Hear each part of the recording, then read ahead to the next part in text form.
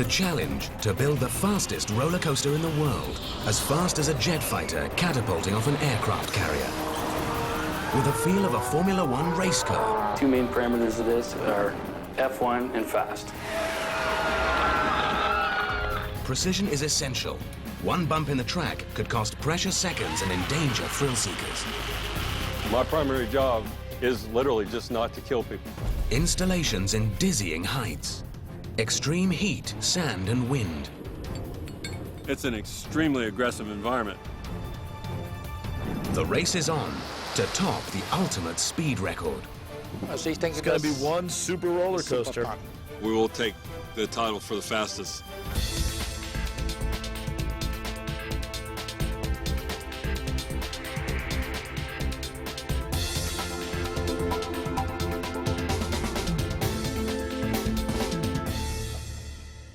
In the heat and sand around the Persian Gulf, the idea of going fast has never had much appeal until now. In the shadow of Abu Dhabi's new state-of-the-art F1 track is its sister speed course, a super roller coaster that is out to be the fastest in the world. And with the official inauguration looming near, the engineering team prepares its first entire test launch. The team has toiled in the blazing heat for over a year. Now it's time to step into history. The goal? To reach the ultimate speed of 240 kilometers per hour, going from 0 to 100 in 2 seconds flat. My heart's racing about as fast as this coaster's going to go. Sandbags are used as dummies. For humans, the first ride would be too dangerous. The entire team holds its collective breath. No one has ever attempted to go this fast on an elevated track. No one knows for sure what will happen, or how the coaster will react to the speed and desert conditions. A year of hard work is about to pay off. Or not.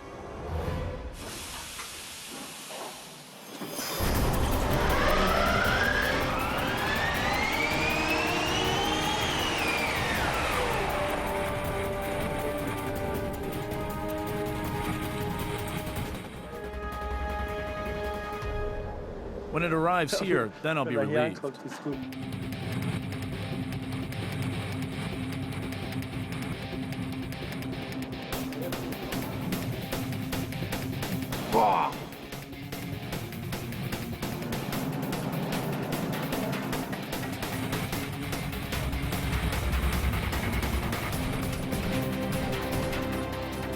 Yeah, that one is through. See, it goes and comes back.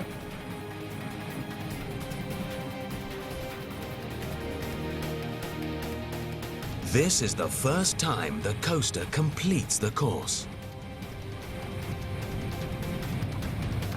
But was this test run fast enough? The moment of truth.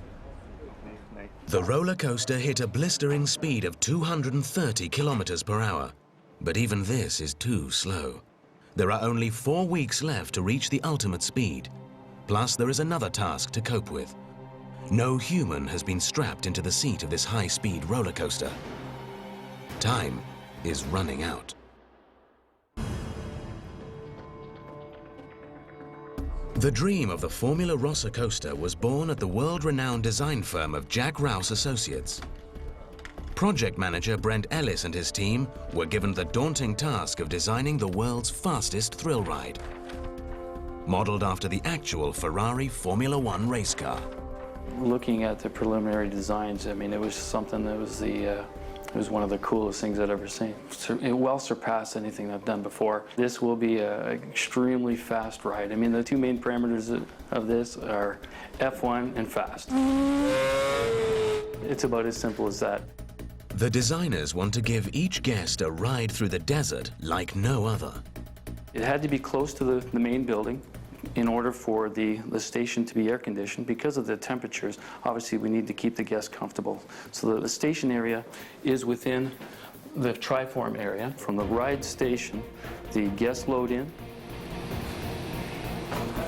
It goes to the launch position. The about 5 seconds till it reaches the first hill.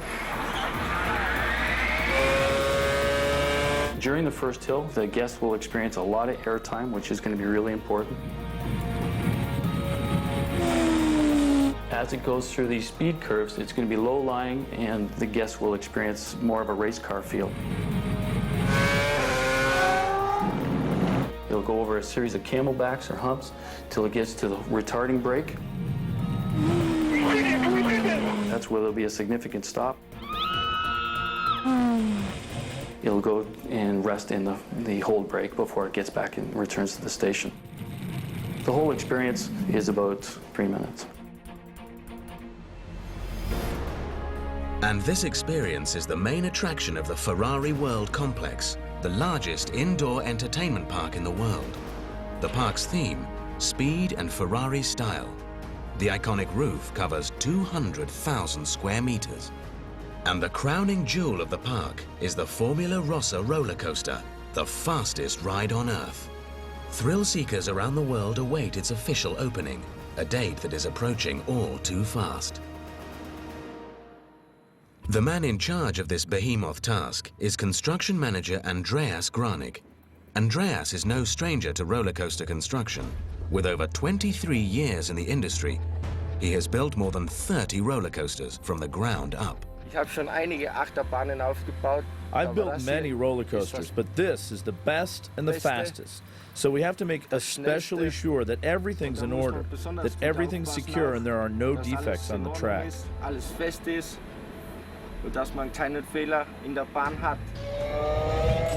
It took a long way to get here. Phase 1 of construction.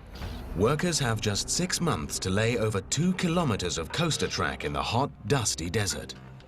They must meticulously place and secure each piece. If just one piece is slightly off angle, the rest will not fit together. Months of work go off without a hitch, but at the very last moment, foreman Jacek Gast and his crew face a problem.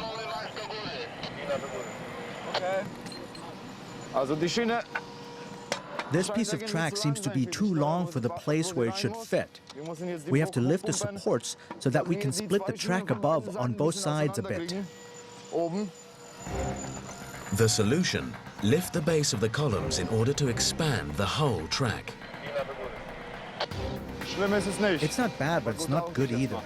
It's only a matter of millimeters, but millimeters count when you're moving thousands of tons of steel. The last piece of track is finally hammered into place. As you can hear, the guys are hammering the pins in. When the pins on one side are in, the rest will fit. Nothing can go wrong anymore. All 160 pieces are in place and the Formula Rossa track in the Abu Dhabi desert is complete. But building the fastest roller coaster is not all about muscle and force. The precision required for the ultimate speed is second to none. Once the structure is complete and all the screws are tightened, we have to go through and check all the joints again. The connections between the track pieces have to be extremely precise. The difference in height between the track sections can't be more than 0.2 of a millimeter. If it's more than that, we have to take the section apart and put it back together again. And if that doesn't work, I have to grind down a whole meter of track so that I am flush at the front.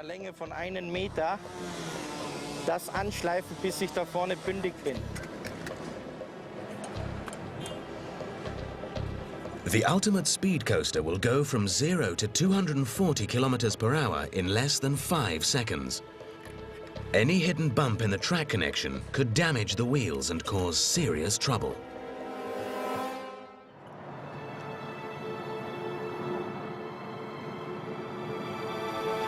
In Abu Dhabi, trucks carry huge nitrogen tanks called power packs through the night to the Yas Island site.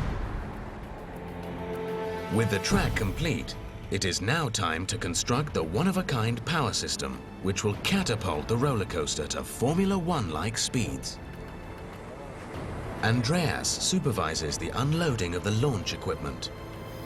It is a delicate operation. We've built coaster launch systems before, but nothing on this scale. When offloading these tanks, we have to be extremely careful. Any damage could be fatal. The carriage is very fragile because there are so many components mounted on the tank.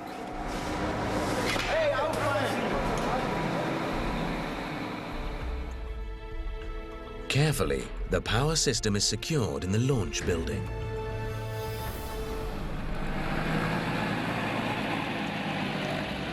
The next step in assembling the launch mechanism is to attach a 25-ton winch.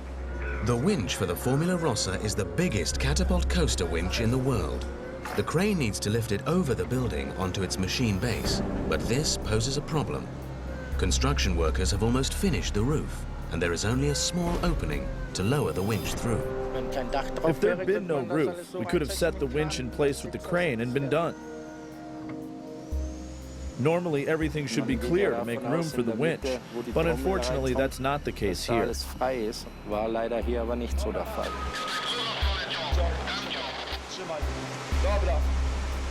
Maintenance Director Wayne Meadows is on alert. When you're dealing with 25 tons, just kind of hanging there, it's a little concerning, yes. This gigantic steel cylinder will hold 600 meters of coiled launch cable. The 25-ton winch is lowered into the launch room a centimeter at a time. Because the opening in the roof is so narrow, the winch can only be lowered facing one direction, and that is the wrong one. The challenge right now is just to drop the winch down. They're going to have to disconnect it in order to hook in from the other side of the opening there in order to rotate it around the 90 degrees to set it up on its plate. The winch must be dropped beside its bed plate without damaging it. Wooden beams are placed to avoid metal touching metal. Any dent in the steel could rupture the cable during launch, and one wrong move could end in disaster. The winch is finally on the ground, but the ordeal isn't over yet. The problem is the turning, because here the steel frame is here inside. So The team must now turn the 25-ton winch inside the building. we will turn this way. Crane power and manpower work together. Now the crane is taken up. The chain remains in place on one side, and the other chain goes over the crossbeam to the other side. It's a delicate operation. The crane must negotiate both the roller coaster track above the building and the roof beam.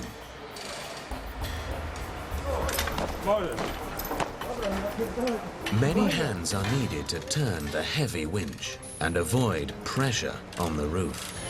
This is the whole centerpiece of the ride right here. This is where the launch cable attaches and drives the cars out, it pulls the cars out. And I mean, this is a critical piece of equipment. Without it, we don't go. And I don't know what the lead time would be to make another one, but it would be in the matter of months, I'm sure, if not a year.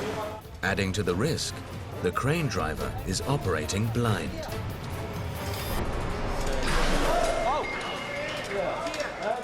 Everyone is on edge as the winch is slowly eased into position. They've done this before, though, so we're confident with it. They're okay. It's still just a little nerve-wracking to see that.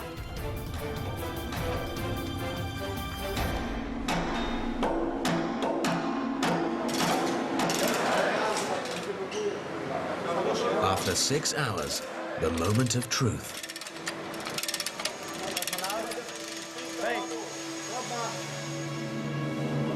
The world's biggest and heaviest winch is finally at rest. It works. This is a special thing here. You build a roller coaster like this once or twice in a lifetime, if you're lucky. Over the next 2 months, the rest of the hydraulic nitrogen launch system is constructed. This is the biggest machine ever built for such a roller coaster. This is a masterpiece of technology. The heart of the launch system is the winch and a launch cable. The cable is connected to a metal sledge. The coaster train hooks into this sledge. When the coaster is launched, nitrogen is released from the power packs and pushes oil through the engine powering the winch. The winch spins with 21,000 horsepower and catapults the train onto the track, hurling it all the way to the first hill at top speed. There, the train releases from the metal sledge and has enough speed to race through the rest of the course. At least this is the theory. This will come in the Guinness Book of Records as fastest and smoothest coaster in the world. With the launch system and track in place, the only thing missing is the roller coaster train. From the top of the range, what is their problem? Because it will not have... The train designers discuss a prototype of the Formula Rossa coaster train. Since the coaster will serve a largely Arabic population, there are many cultural considerations that go into the design. We look carefully, we know that they wear a longer robe or the dish dash, and we look at how they wear sandals, we look at how they step in, or the kind of positions that are comfortable. Yeah, well, we're going to lower this here. That's why that's marked, Andy, to make that flat. The car, the launching system are both systems that exist. And what we're doing then is we're adding nose, F1 styling to the middle sections, and then, of course, the back wing tail, specific to this actual ride. This is a very fast coaster, and we have to make sure that that's heavily reinforced, strong structural material by itself. We're really interested in the shape of the car and the speed. So to give that as close to that acceleration that an F1 driver would get.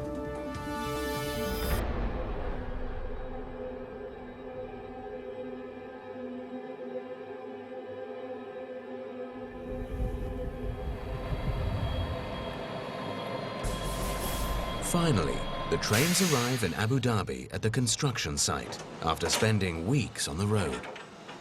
Andreas is anxious to get the million-dollar trains onto his track to see how they fare. His first impression? Everything is in order. The crane carefully unloads each roller coaster car.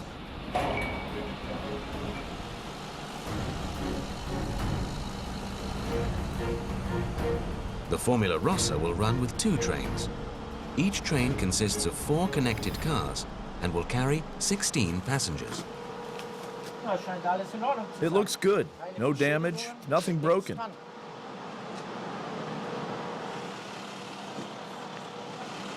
Three hours later, one of the 2 trains is assembled. Since they will ride through unforgiving conditions, these speed vehicles must be extensively maintained. Once a year, the chassis, the bogies, the wheels, everything has to be taken apart in pieces and inspected for safety reasons. To protect the wheels from the extreme heat and speed, Andreas installs a specialized cooling system.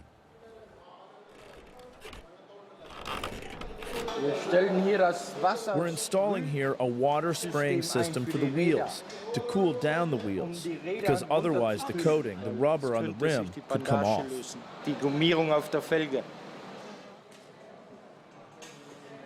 Heat-damaged wheels are a big concern, and the cooling system is a crucial safety precaution.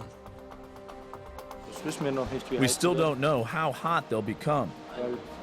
We've never driven this fast before. With just over 10 weeks to go before the ride opens, Andreas is under huge pressure to complete the coaster. The next step, testing the trains on the track. It's August, and the temperature has risen to 50 degrees. Yes, I'm sweating, but sweating when it's 35 degrees isn't much different than sweating when it's 50. Before the power system gives the train its first explosive push, Andreas must test how the train responds to the track. He'll do this by pulling it through the entire course with cables and cranes. Andreas climbs 50 meters above the ground to install a steel cable on the track. The air and the track are hot. The cable is heavy. The whole operation takes 4 long hours. 1, 2, 3. Okay, come on. 1, 2, 3. Okay, let loose. Oh yeah. Okay, number 1. It is exhausting work. The cable must be fixed and secured every few meters.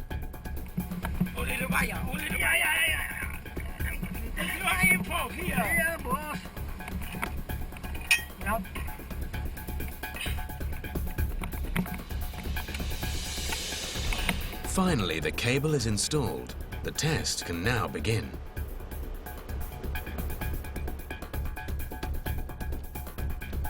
The cable will be hooked to the Formula Rossa train, and the crane will pull the train a meter at a time.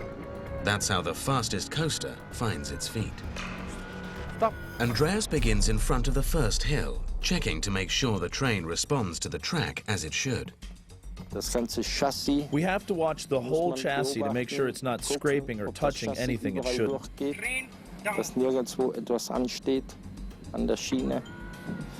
The whole wheel cluster also has to grip the track precisely.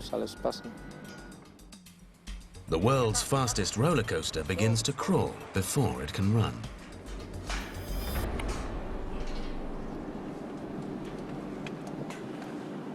Everything is going smoothly, but then...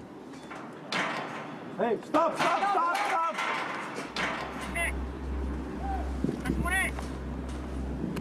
It's only a rope on the gangway. Here, take the rope off. Fortunately, it doesn't cause any damage.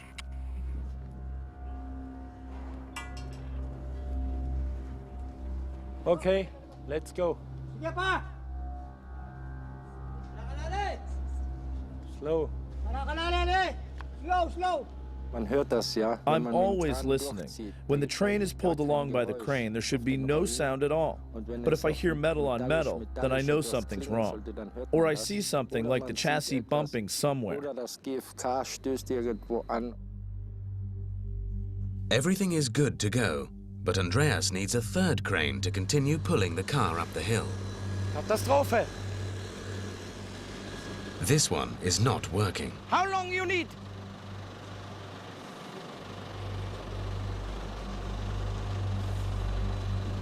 The whole day for nothing.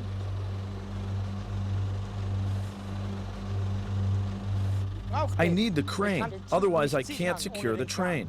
I wanted to be up and over the hill already, and it would have been possible with working equipment.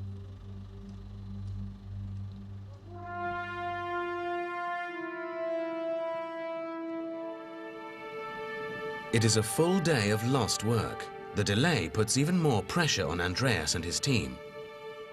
From this point on, nothing can go wrong.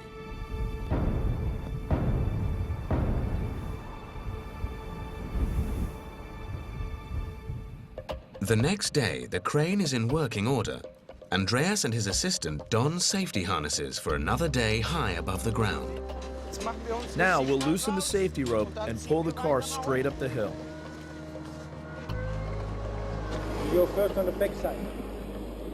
Today's goal, to get the car over the crest of the 52-meter hill. Hey, a little bit turning and looking. You go this. Hey, be careful here, yeah? While loosening the safety rope in the back, the crane basket comes dangerously close to the expensive train. Granig's co-worker protects the train with his hands. Maintenance Director Wayne Meadows arrives to see this extraordinary operation. And this is really a milestone to be able to see a car sitting on top of that 52-meter hill. It's exciting, it really is. Now Andreas fixes the cable in front of the car and checks its position one last time.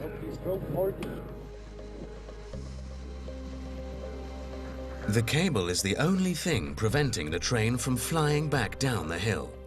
Slowly, the car inches its way up. Okay, here we go. This next pull-through will get it up and over the crest of the hill. And they have to back secure it to keep it from flying down. So critical in these tests is just checking all the critical dimensions and tolerances, making sure the track gauge, which is the width, is sufficient with the train itself, and make sure all the wheels are rolling and literally not trying to come off the track. And what you see here are the baby steps that it takes to get a train of this magnitude, or any train for that matter, into operation. It's a very slow and very deliberate process, You know, and the old adage goes, you have to walk before you can run.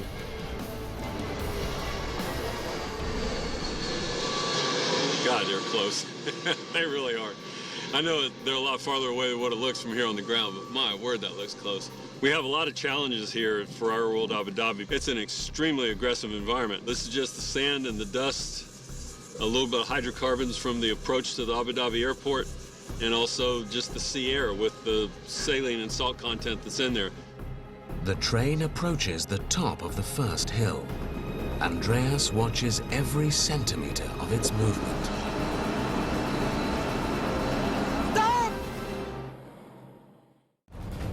Stop! No moving! The crane stay! The critical pull-through test is stopped while Andreas Granig wraps some ropes around the steel track to keep the train from flying down the other side of the hill. Again, it's just that double and triple and quadruple check to make sure everything is okay. The train approaches the crest. This is the most critical part of the test, and Andreas hopes that his makeshift brakes will hold.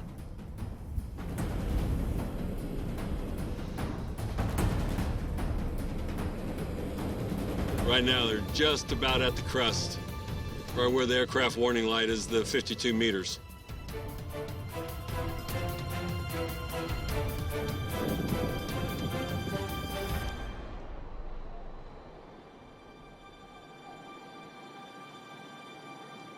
The train gets speed and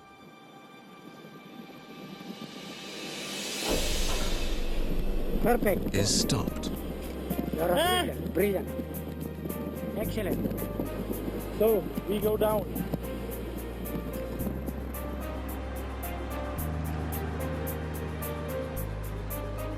The brakes over there and up there are all intact, untouched, no scratches in them, nothing. And the wheel cluster hugs the rails perfectly. Everything runs well. The pull-through takes about 4 to 5 days. Fortunately, the hard part's over. The lower the train is on the track, the easier it is to pull it.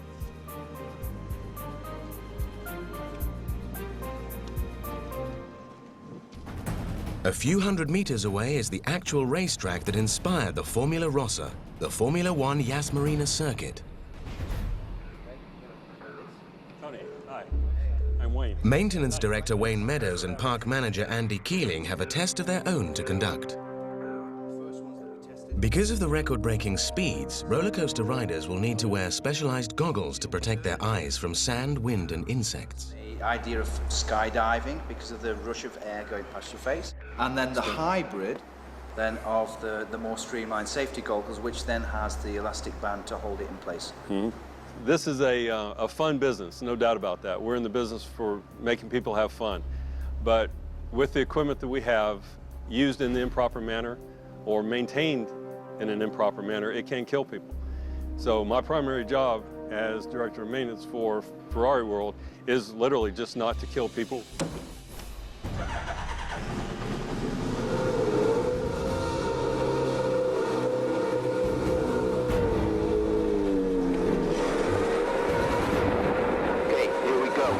The Formula Rossa is the only roller coaster in the world that will achieve 240 kph, speeds as fast as a Formula One race car.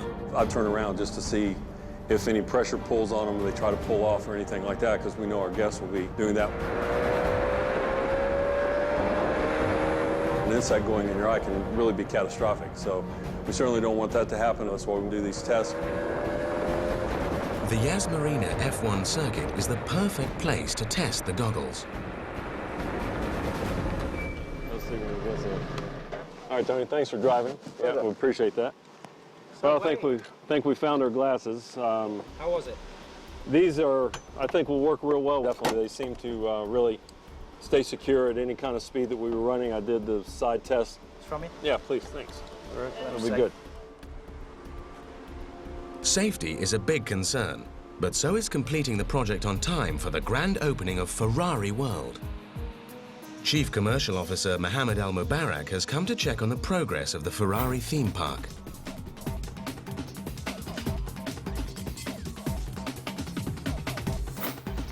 More than 20 rides and attractions will be featured beneath the red roof.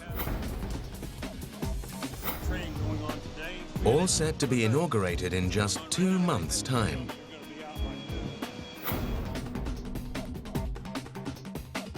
We do have a tight schedule, but I'm sure with the team on board, we'll get us there.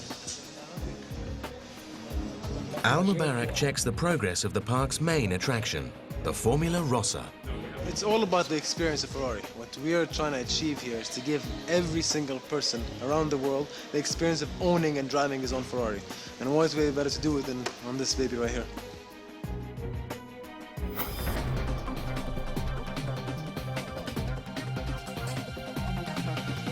Part of the other safety issues that we have concerning our guests, and particularly in national dress, we have come across some coverings, and there have been documented accidents around the world, just some in recent years, where scarves that ladies wear and conduras and all have actually gotten wrapped around axles and wheels. Wow. And unfortunately, there's been some deaths. Yeah, exactly. That was the... And then it's just for ease of putting it on, we have the Velcro, just the Velcro strips that will seal it all the way down. And then to make sure nothing flies when you're going 240 kilometers an hour, you can pull this in tight. Yeah, of course. And it just keeps everything secure. Can I take this home? Sure.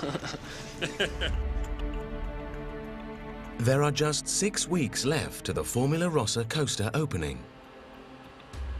Track and train have been carefully checked. Now it's time to get the power system up and running. 21,000 horsepower, forces they've never dealt with before. For the first time, the Formula Rossa train is put in launch position, but the launch is now in the hands of software experts. All Andreas can do is wait. His work is done for the moment. Because everything's computer operated, I need these people now in order to finish off the whole project. He's working on it. The roller coaster is controlled by an intricate computer program.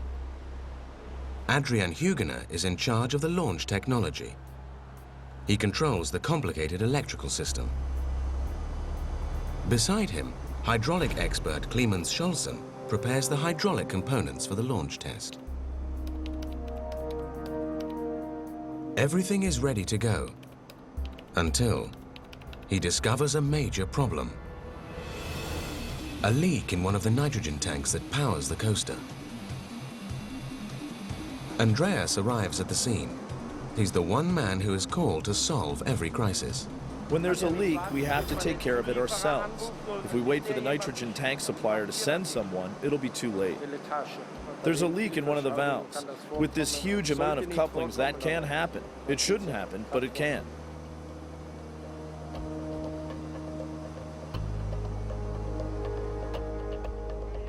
And this time a crisis is averted. The leak is sealed before any major damage occurs.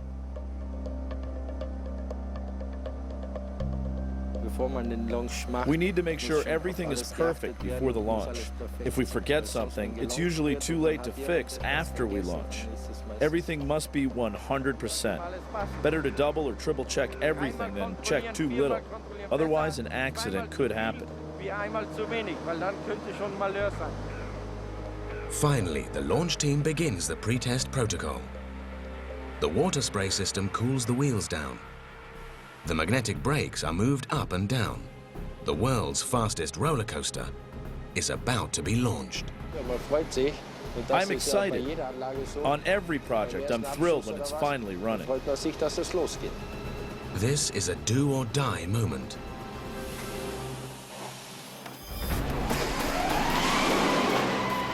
The train runs across the launch straight, stops at the hill and rolls back again. Nevertheless, Andreas is relieved. For a first run, that was good. The coaster was launched at only 83 kilometers per hour. Even the world's fastest roller coaster has to start slowly. That was at reduced speed, but that was on purpose. Now we can go a little faster the next time, then again a little faster. Then we see how far it can go. Dann sehen wir, wie weit hochfährt dann. Because we wanted to go over the hill, of course, and do a complete run-through.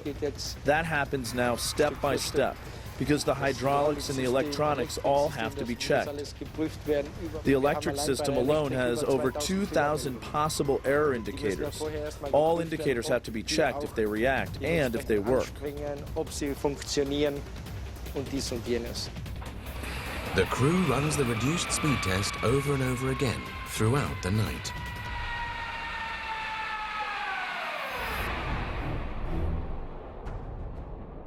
The next morning, Andreas's worst nightmare has come true.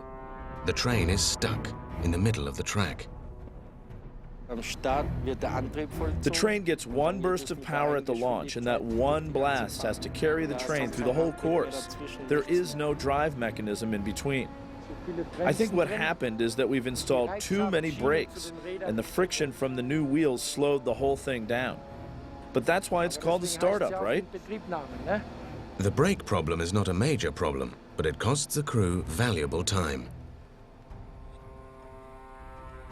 Andreas must get the train back to the station, but this is not an easy task. The train has no power source of its own. Andreas' solution: sandbags. That's going to be 4 times 280 kilos. When there's weight inside the car, I'm sure it will move. So I'm going to load it down. And I hope it then makes it back to the station.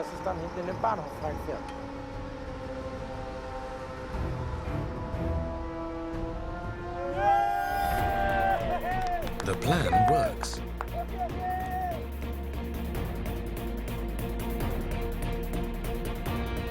The sandbag power drives the train over the first hill, but it needs to power the train all the way back to the station.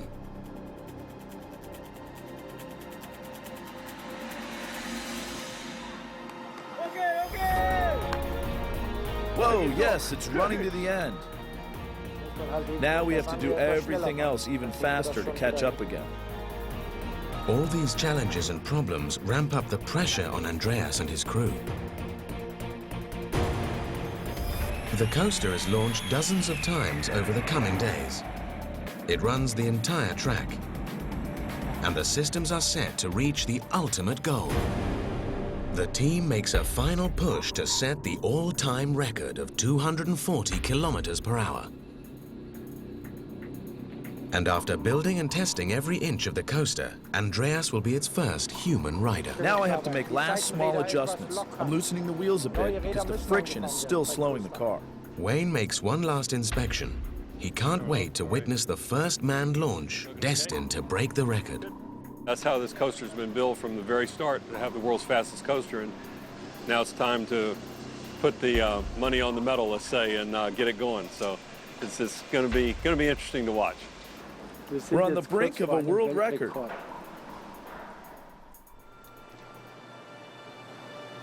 The number of things that can go wrong with the launch multiply with each increment of speed. Andreas and the guys are walking it now just to make sure we don't have any loose points anywhere. If there was something blocking the metal sledge, a pile of sand or something, that could be fatal. Now it's up to the launch engineers to make it happen. The first human ride at top speed. Yep, I'm up for it now, and I'm ready to roll. The winch is ready to pull the rope. The rope is connected to the metal sledge. The heavy metal sledge is ready to receive the hook. Clear the way.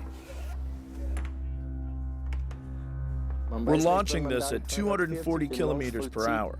We have no clue what's going to happen with the electric system, or how the hydraulics or the winch is going to react.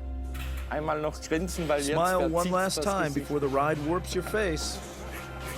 The man who built the world's fastest thrill ride is the first to risk his life to test it.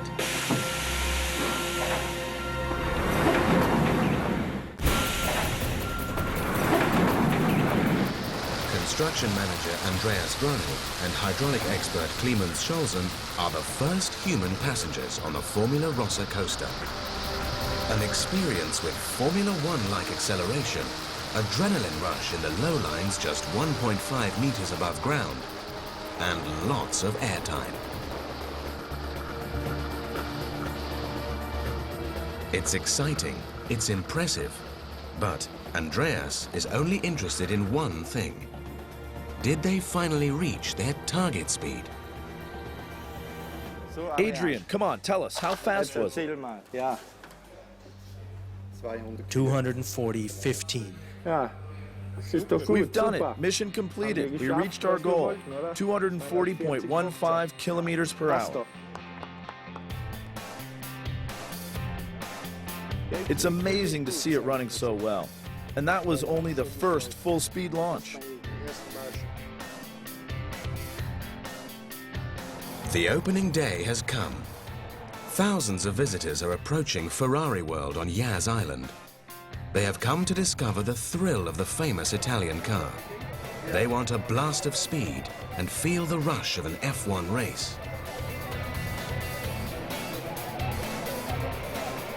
The Formula Rossa, the world's fastest coaster, is ready for its public debut.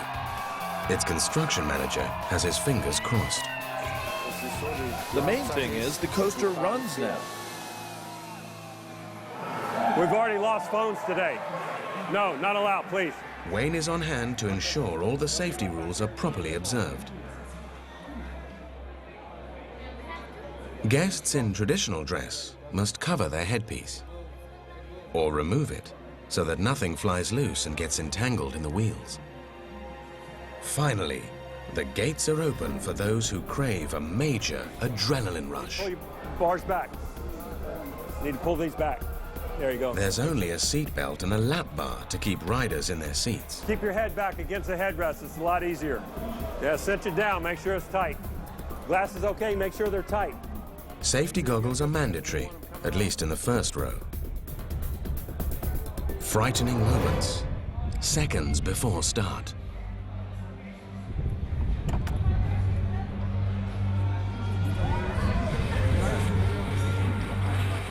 Enjoy the ride. It's a kick.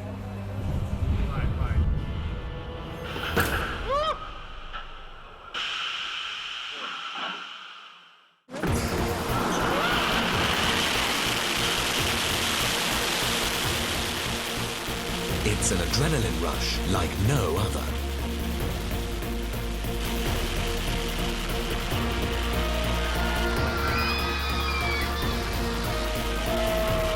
A sensational race car feel.